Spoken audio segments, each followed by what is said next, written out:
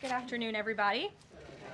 I apologize for my tardiness, but I came directly from the Oval. I have some newsy updates to share from the President, which I know you all very much value and appreciate. So let's get to it. The President promised millions of Christians across the country on the campaign trail that he would create a White House faith office when he returned to the White House, and he has delivered on that promise. The White House Faith Office has put together an extraordinary week-long celebration currently underway for Holy Week ahead of Easter Sunday. The President signed a Holy Week proclamation, filmed a special presidential video message, and will be hosting a pre-Easter dinner tomorrow night and a White House staff Easter worship service on Thursday. The President and the First Lady are honored to continue the tradition of the White House Easter egg roll, which will take place on the South Lawn next Monday. In other news, President Trump is turning America into a manufacturing superpower again. Yesterday, there was a monumental announcement by NVIDIA, one of the largest companies in the world. This is just the latest example. For the first time ever, chip-making giant NVIDIA will produce AI supercomputers entirely in the United States as part of its pledge to produce $50 billion worth of AI infrastructure in our country over the next 4 years. With their manufacturing partners, they have commissioned more than 1 million square feet of manufacturing space to build and test NVIDIA Blackwell chips in the great state of Arizona and AI supercomputers in the great state of Texas. NVIDIA's founder and CEO Jensen Huang touted how the engines of the world's AI infrastructure are being built in the United States for the first time. This is the Trump effect. This follows trillions in other U.S. investments announced already, including $500 billion from Apple in U.S.-based manufacturing and training, $100 billion from TSMC and U.S.-based chips manufacturing, and the $500 billion private investment led by OpenAI, Oracle, and SoftBank in artificial intelligence infrastructure. Under President Trump, we're going to produce the cars, the ships, the chips, the airplanes, minerals, and medicines that we need right here in America at the hands of American workers. On the border, President Trump continues to break records and protect our homeland. According to CBP, Border Patrol apprehensions along the southwest border for the entire month of March 2025 were lower than the first 2 days of March 2024 under Joe Biden. Incredible law enforcement officers are arresting violent illegal aliens from American communities every day. Here are a few examples from the latest ICE report, which I received this morning. ICE Los Angeles arrested a 54-year-old citizen of Mexico convicted of rape by threat, sodomy with a person under 14 years, and kidnapping in San Jose, California. ICE Houston has arrested a 23-year-old citizen of Mexico convicted of predatory criminal sexual assault of a child in Cook County, Illinois. ICE Houston arrested a 64-year-old citizen of Honduras convicted of murder in Los Angeles County, California. ICE Chicago arrested a 49-year-old citizen of Guatemala convicted of assault and arson in Prince Williams, Virginia, not far from here. ICE Denver arrested a 36-year-old citizen of Mexico who is registered as a sex offender and has been convicted of sexual assault of a child in Lake County, Colorado. ICE Baltimore arrested a 50-year-old citizen of China convicted of sex trafficking in Bel Air, Maryland. And ICE Boston arrested a 46-year-old citizen of Jamaica convicted of 3 counts of rape of a child and 2 counts of indecent assault and battery of a child under 14 in Boston, Massachusetts. President Trump and our administration will not rest until every single violent illegal alien is removed from our country. The safety of the American people is too important to settle for anything less. On that note, the Democrat and media outrage over the deportation of Abrego Garcia, an MS-13 El Salvadorian illegal alien criminal who is hiding in Maryland, has been nothing short of despicable. Based on the sensationalism of many of the people in this room, you would think we deported a candidate for Father of the Year. That's because, unfortunately, many in this country care more about this quote-unquote Maryland father, a legal alien MS-13 gang member, than a Maryland mother and an American citizen who was brutally murdered at the hands of a different illegal alien. Of course, I am referring to Rachel Morin. And if you didn't see, yesterday, a Maryland jury found illegal alien Victor Antonio Martinez Hernandez guilty of murdering Rachel Morin in August of 2023. She was a 37-year-old mother of 5 who was jogging in an otherwise safe community northeast of Baltimore when this monster ambushed, strangled, and beat her to death before stuffing her brutalized body in a tunnel drain. The Morin family finally got justice yesterday, but they will never get Rachel back. Our hearts go out to Rachel's family, her 5 children, and her mother, Patty, who has suffered the unimaginable loss of her daughter. In case you missed it last week, President Trump signed a national security presidential memorandum directing federal agencies administering federal land on the border to make land available to the Defense Department in a new national defense area. This followed the president's Day 1 executive order committing his administration to marshal all available resources and authorities to stop the unprecedented flood of illegal aliens into our country and to obtain complete operational control of the borders of the United States of America. Once again, the president is fulfilling another key promise. This new national defense area spans more than 170 miles across our border in New Mexico. But in the coming weeks, this administration will add more than 90 miles in the state of Texas. This national defense area will enhance our ability to detect, interdict, and prosecute the illegal aliens, criminal gangs, and terrorists who were able to invade our country without consequence for the past 4 years under the Biden administration. It will also bolster our defenses against fentanyl and other dangerous narcotics that have been poisoning our communities. With all of this work being done to make America great again, we continue to see a positive response from the American public. A brand new poll published from the Daily Mail and JL Partners this morning found that President Trump's approval rating is at an all-time high. That's because the president is working tirelessly to keep his promises to the American people, as I just saw him doing today in the Oval Office. We have a reporter in our new media seat today, Matthew Foldy. I like your boots, Matt, who is the editor-in-chief of the Washington Reporter. Washington Reporter is a new, fast-growing outlet that breaks stories about legislation and interviews leaders in Congress and across the administration.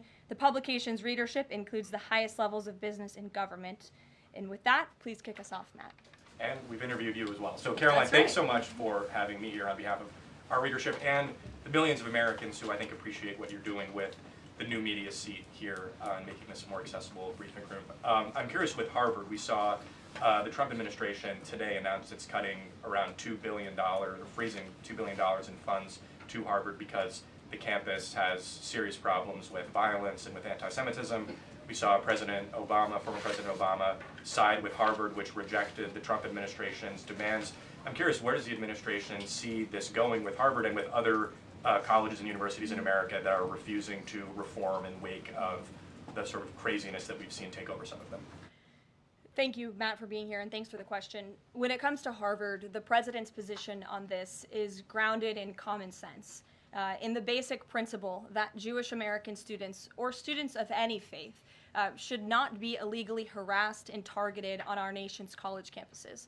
And we unfortunately saw that illegal discrimination take place on the campus of Harvard. There are countless examples to prove it, particularly with the stunning confession by then Harvard President Claudine Gay, who said that bullying and harassment depended on the context. The president at that time made it clear to the American public he was not going to tolerate illegal harassment and anti-Semitism taking place in violations of federal law. So the president made it clear to Harvard, follow federal law, no longer break Title VI, which was passed by Congress to ensure no student can be discriminated against on the basis of race, and you will receive federal funding. Unfortunately, Harvard has not taken the president or the administration's demands seriously. All the president is asking, don't break federal law, and then you can have your federal funding. I think the president is also begging a good question. More than $2 billion out the door to Harvard when they have a more than $50 billion endowment. Why are the American taxpayers subsidizing a university that has billions of dollars in the bank already? And we certainly should not be funding a place where such grave anti-Semitism exists. And I'm curious, you had just mentioned Rachel Morin, and I'm a Maryland man, and I think most Marylanders appreciate what you were saying today. We've seen that Chris Van Hollen, who was Rachel Morin's senator, basically threatening to fly to El Salvador to press for the release of someone who was in America illegally. And not as much sort of from him about Rachel Morin's horrific murder and the verdict that was, I think, rightly reached yesterday. What does the administration think about the priorities we're seeing from Senate Democrats in terms of illegal immigrants instead of the work that agencies like ICE and DHS are doing with the Trump administration? It's mind-boggling, the priorities of the modern-day Democrat Party. I think it's atrocious that you have Democrats in Congress on Capitol Hill who swear an oath to protect their constituents and to serve them in Washington, D.C., spending more time defending illegal immigrant gang members than their own constituents and law-abiding American citizens like Rachel Morin. And I saw the president personally on the campaign trail, and I continue to see him in his role as president of the United States, put American families first, reach out to the victims, the families of victims at the hands of illegal immigrant crime, and frankly, the actions and the words of the Democrat Party prove they could not care less about the American public. And maybe if they did, they'd see a bit higher approval ratings right now. Thanks for being here with us today. Peter. Thank you, Karoline. To follow up on something that you just said, why do Ivy League schools get so much federal funding? It's a very good question, and it's a question the president has obviously raised in his discussions and negotiations with not just Harvard, but also Columbia and many other Ivy League institutions. We have the Anti-Semitism Task Force, which the president promised and delivered on. The Anti-Semitism Task Force is across the government, representatives from various federal agencies who meet on a weekly basis to discuss the question that you just raised. And I think a lot of Americans are wondering why their tax dollars are going to these universities when they are not only indoctrinating our nation's students, but also allowing such egregious illegal behavior to occur. To follow up on immigration, deporting American citizens to Central American prisons, is it legal, or do you need to change the law to do it? Well, it's another question that the president has raised. It's a legal question that the president is looking into. And he talked about this yesterday when with his meeting with President Bukele in the Oval Office. He would only consider this, if legal, for Americans who are the most violent, egregious, repeat offenders of crime who nobody in this room wants living in their communities. And then there's this CHNV thing. President Biden let more than 530,000 people from Cuba, Haiti, Nicaragua, Venezuela into the U.S. with this CHNV program. He did it with the stroke of a pen. And now a judge will not let President Trump undo it with the stroke of a pen. So are you guys going to give all 530,000 plus people individual deportation hearings, or are you just going to try to deport them? I spoke to White House counsel's office about this morning because obviously another rogue district court judge is trying to block the administration's mass deportation efforts with this latest injunction.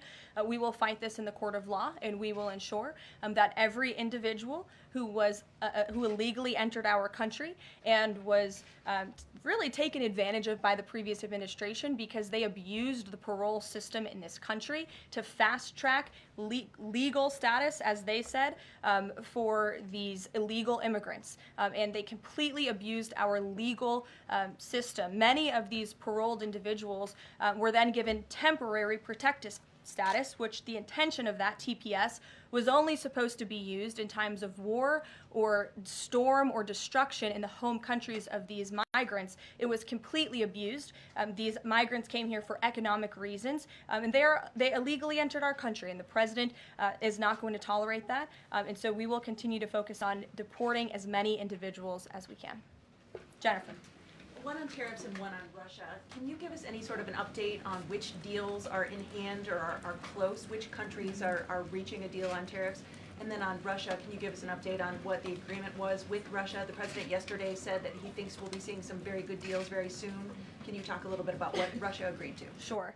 I don't want to get ahead of our United States Trade Ambassador and Secretary of Commerce, the Secretary of Treasury, all the great individuals who are working incredibly hard to cut these good trade deals. And the president's deeply involved in this as well. He has made it clear to his trade team he wants to personally sign off on all of these deals too. And so I don't want to get ahead of them on announcements. But obviously, as you've heard from numerous administration officials, there have been many talks with countries. We've had more than 15 deals, pieces of paper put on the table, proposals that are actively being considered, and as we've said consistently, more than 75 countries have reached out. So there's a lot of work to do. We very much understand that, but we do believe that we can announce some deals very soon. And then on Russia, can you say, did Russia agree to anything with Special Envoy Steve Witkoff? I don't want to get ahead of those negotiations as well. What I can tell you is that they were a productive conversation was had. As the presidential envoy Steve Witkoff said last night, he believes that Russia wants to end this war, and the president believes that as well. There is incentive for Russia to end this war, and perhaps that could be economic partnerships with the United States. But we need to see a ceasefire first, and the president and the presidential envoy Witkoff made that very clear to the Russians. Gabe. Thank you, Caroline. And Yeah. I also want to thank your press office for releasing that information that you cited up there regarding the ICE arrests over the last couple of days. And I have them right here, but what I might ask is, why not release the same information for those who were deported to El Salvador? Well, first of all, that information was released by the Department of Homeland Security. The individuals on the flights to El Salvador are foreign terrorists, and those are counterterrorism operations. They are much different than the arrests and final order of removals that you see on a day-to-day basis that law enforcement agents are conducting around the country. That information was not, to that detail, was not released by DHS, though. I just told you the reason. It was a counterterrorism operation, a deportation of foreign terrorists, not illegal criminals who have been convicted of heinous crimes living in our American communities. It's two different things. Foreign terrorist, illegal immigrant criminal, two different things, two different definitions. You should look them up. Christian, go ahead. Yeah, thanks, Caroline. Does the president support raising the corporate tax rate to pay for all these other tax cuts he wants to see move through Congress? Look, I've seen this idea proposed. I've heard this idea discussed, but I don't believe the president has made a determination on whether he supports it or not. And then secondly, do you have any information on the status of Eden Alexander? Hamas says they lost contact with the unit guarding him following an Israeli airstrike earlier today. I don't have updates. I have not seen that report, but I can certainly check in with our National Security Council. I have spoken to the president about Eden Alexander, and he's made it very clear to our national security team that finding him is a priority, but unfortunately I don't have any updates to share. But it's a very important matter, and certainly we can check in. Sure. Hi. How Hi. concerned is the president that a federal judge could hold a Trump administration official in contempt of court for defying deportation orders? We are complying with all court orders. So I see what you're trying to do there with that question, but we're very confident that every action taken by this administration is within the confines of the law, and we continue to comply with the court's orders. And you have seen that, and the president made that clear yesterday in the Oval Office with President Bukele. Sure. Thanks, Caroline. Could you, just going back to El Salvador, could you just explain to us a little bit more about the legal basis on which you may be able to send US citizens to prison there? I know you said that President Trump is looking at it, but can you explain to us a little bit more about how that might be possible? We're looking at it, and when I have more for you to share, I certainly will. Sure. Still going off the El Salvador questions, yesterday in the Oval Office, administration officials made it very clear that El Salvador is responsible for Mr. Abrego Garcia, yet El Salvador's president said we're not going to do anything with him. So my question is, who is responsible for this man and where he's going to end up? Well, no. First of all, President Bukele said that he is not going to smuggle a foreign terrorist back into the United States of America, as many in this room in the Democrat Party seemingly want him to do. Abrego Garcia was a foreign terrorist. He is an MS-13 gang member. He was engaged in human trafficking. He illegally came into our country. And so deporting him back to El Salvador was always going to be the end result. There is never going to be a world in which this is an individual who's going to live a peaceful life in Maryland, because he is a foreign terrorist and a MS-13 gang member. Not only have we confirmed that, President Bukele yesterday in the Oval Office confirmed that as well. So he went back to his home country, where he will face consequences for his gang affiliation and his engagement in human trafficking. I'm not sure what is so difficult about this for everyone in the media to understand, and it's appalling, truly appalling, that there has been so much time covering this alleged human trafficker and this gang member, MS-13 gang member. It's truly striking to me. Karen. Thanks, Caroline. The president was posting on Truth Social today about helping American farmers. And last week in his cabinet meeting, he was talking about a plan to work with farmers to retain workers who are in the U.S. illegally, provided that they leave and then come back through what he said would be a legal process. Can you give details on what that would look like? How many workers he's talking about? How long a plan like that would take to implement, and the timeline for more details on getting this actually to implementation? I can check in with our immigration and our policy team and get you some more details on that, Karen. And is this something he wants to roll out soon? I mean, he was talking back and forth with Secretary Rollins as Right. if this is kind of imminent that he wants to do this. Yeah, look, the president is in constant communication with all of his cabinet secretaries, particularly Secretary Rollins, who has the backs of American farmers and ranchers. It's something that he spoke about with her in the front of all the cameras in the cabinet room, but I'll check in with not only our immigration team, but also with USDA, and we'll get you an answer. Jonathan. Hi, Caroline. Hi, it's good to see you in here. You too. The president has long said that it would be an abuse of power for a president to direct prosecutors to investigate him. Last week, President Trump explicitly directed the Justice Department to scrutinize Chris Krebs to see if it can find any evidence of criminal wrongdoing. How is that not an abuse of power to direct the Justice Department to look into an individual, a named individual? Look, the president signed that executive order. It's the position of the president in this White House that it's well within his authority to do it. Otherwise, he wouldn't have signed it. And he signed it, and that's his policy. Jeff, how you doing? Fine, thanks, Caroline. A follow-up on Harvard. The president floated on Truth Social, I believe, the possibility of removing tax-exempt status. How serious is that threat, and are there other universities he's considering? And then a follow-up question on foreign policy. Can you give us an update on what the president hopes to come from the next round of talks with Iran? Sure. First, when it comes to Harvard, as I said, the president has been quite clear they must follow federal law. He also wants to see Harvard apologize, and Harvard should apologize for the egregious anti-Semitism that took place on their college campus against Jewish American students. There were professors who said that he had engaged in discriminatory behavior against Jewish students. Of course, you had the former president of the university saying bullying and harassment depends on the context.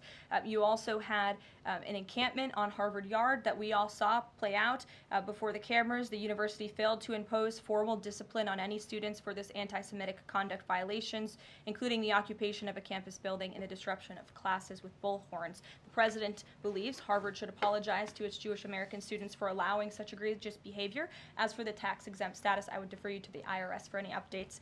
I do want to answer your question on Iran, of course. The maximum pressure campaign on Iran continues, but as you know, the president has made it clear he wants to see dialogue and discussion with Iran while making his directive about Iran never being able to obtain a nuclear weapon quite clear. And the president spoke to the Sultan of Oman today, who helped facilitate these talks. I have a readout for all of you.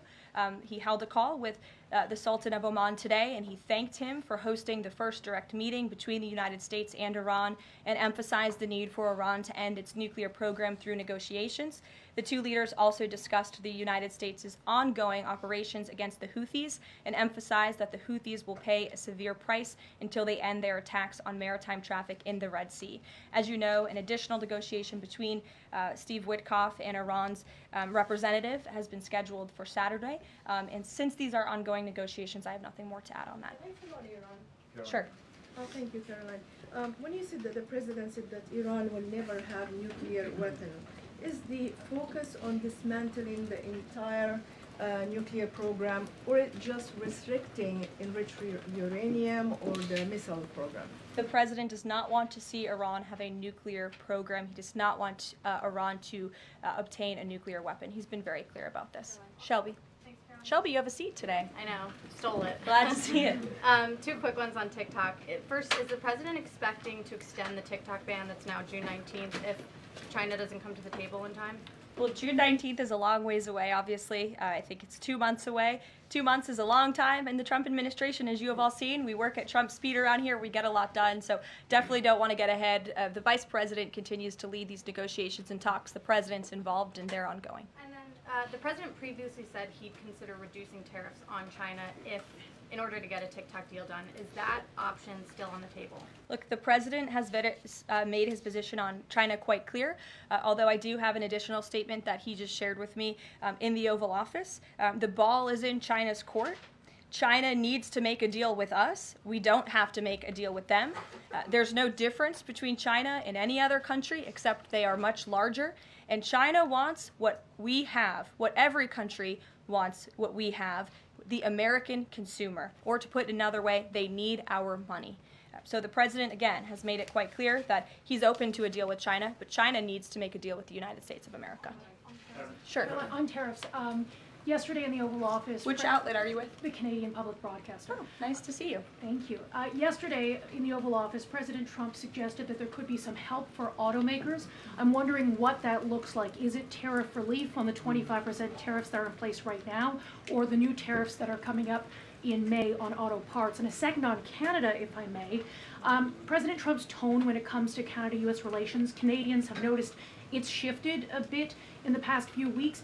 Ever since the election campaign started, he stopped talking about Canada becoming the 51st state, at least publicly. I'm wondering if that's on purpose and why. I would reject the president's position on Canada has shifted. Perhaps he just hasn't been asked about Canada by questions from this group in the Oval Office, but they see him almost every day. But the president still maintains his position on Canada. The United States has been subsidizing Canada's national defense, and he believes that Canadians would benefit greatly from becoming the 51st state of the United States of America. As for autos and auto parts, I don't have anything to read out for you there, but I think the point the president was making is flexibility, and he has flexibility when it comes to negotiations and talks, but ultimately his goal in his fair trade deals that he is pursuing with many countries around the world is to put the American worker first. And we had automakers and auto workers here at the White House on Liberation Day who believe in this president and his negotiating ability to put them first and to bring those jobs back to the United States of America. And the president's been very clear about that in his conversations with the automakers as well. Deanna, go ahead. Thanks, Caroline. One on Ukraine and one on China. On Ukraine, this past weekend, Zelensky offered an invitation to President Trump, extending an offer for him to visit Ukraine.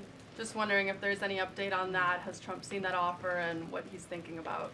I don't know. Actually, I haven't talked to the president about that, or if he saw Zelensky's offer. I'm sure he did. I haven't spoken to him about it. I can ask him what he thinks. I certainly don't have any plans to share on a potential trip to Ukraine, though. And then on China, this last week, Chinese officials were posting videos on, social media sites depicting a Trump, J.D. Vance, Elon Musk, in AI-generated videos working in factories, putting together Nike shoes and iPhones and products like that. Does the White House, have they seen these videos? Do you guys have a response to that?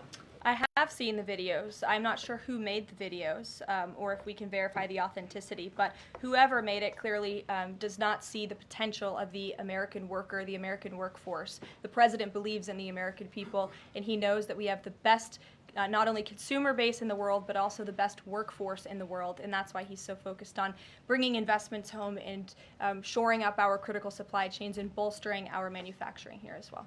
Brett. Thanks, Caroline. Would the president support a ban on members of Congress trading stocks? I'm certain that's something the president would be interested in looking at, and I can ask him if he would support such a bill. Sure. Yes. I have a question about the president's post from this morning on farmers. He asked farmers to be patient and just hold on. But a lot of farmers that I've talked to in the last week or so have said, they're in the middle of spring planting season, and that a trade war makes everything sort of up in the air. What would his message to them be? And also, is there anything specifically planned to provide relief like in President Trump's last term? Yes, well, relief is being considered. The Secretary of Agriculture, I know, has spoken to the president about that, and again, it's being considered. And as for the president's message to the farmers, he put it out himself. He could speak for himself much better than I can speak for him, and so I would just direct you to the statement he had telling the farmers again and reiterating his support for them and that he has their backs, which he certainly does. Kelly, in the back. Thanks, Caroline. Two questions. The first one, a Georgia man was just arrested over alleged threats to kill Director of National Intelligence Tulsi Gabbard. Reportedly, there is now increased security around the FBI Deputy Director. Can you talk about the level of threats against various administration officials, and then a second one on Biden? I'm sorry to hear that. I had not seen that report. It's very unfortunately, and obviously the White House, the president, and the entire administration condemn any threats of violence against any administration officials or public officials on both sides of the aisle here in Washington, D.C. It shouldn't be tolerated, and we commend the local law enforcement agencies for arresting this individual. Former President Biden, he's set to deliver his first major speech since leaving office tonight. He plans to talk about what I'm told will be Social Security under the current administration, closing of offices, longer wait times, harder for seniors and people with disabilities to access earned benefits, is what Democrats have been saying today. I wanted to get the president's response, or if he plans to respond to this, and comments on what Democrats are calling cuts to Social Security. My first reaction when seeing former President Biden was speaking tonight was, I'm shocked that he is speaking at nighttime. I thought his bedtime was much earlier than his speech tonight. I understand the topic of his speech will be Social Security. Let me make it very clear ahead of former President Biden's remarks. President Trump, is absolutely certain about protecting Social Security benefits for law-abiding, tax-paying American citizens and seniors who have paid into this program. He will always protect that program. He campaigned on it, he protected it in his first term, and he's back again to continue protecting it. On the topic of Social Security, I have some news before I let you all go. Later this afternoon, the president will be signing a presidential memorandum aimed at stopping illegal aliens and other ineligible people from obtaining Social Security Act benefits. The memorandum will direct the administration to ensure ineligible aliens are not receiving funds from the Social Security Act programs. It will expand the Social Security Administration's fraud prosecutor program to at least 50 U.S. attorney offices and establishes a Medicare and Medicaid fraud prosecution program in 15 U.S. attorney offices.